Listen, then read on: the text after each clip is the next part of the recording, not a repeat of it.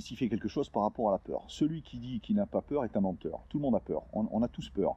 Après, c'est une histoire de graduation, en fonction de qu'est-ce qu'on met dans la balance.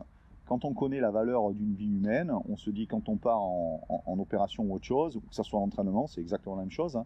J'ai perdu beaucoup de camarades à l'entraînement, que ce soit en parachute, que ce soit en plongée ou ailleurs. Donc voilà, la peur, on doit la quantifier.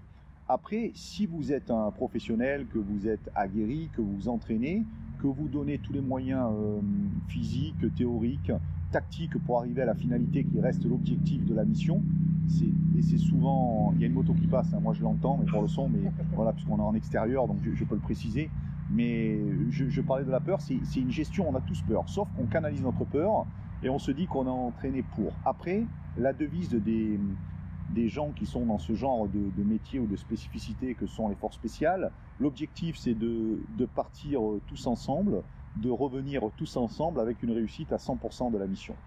Et par rapport au civil, eh ben on peut avoir des peurs, oui, on peut avoir des peurs, on a des doutes. Hein. Celui qui n'a pas de doute, comme la peur, est un menteur. Donc, comme nous, on a été éduqués dans l'humilité et dans la remise en question, eh ben on se remet en question en permanence. Voilà. Mais quand on se retrouve, notre sas, on va dire, de décompression, c'est de se retrouver entre initiés, soit lors d'un repas, soit lors d'autres rencontres amicales, et ça nous permet d'échanger là-dessus et de faire part de chacun de nos expériences. Mais on va rencontrer autant la peur quand on sert au niveau de la défense que dans le civil, mais la graduation sera différente.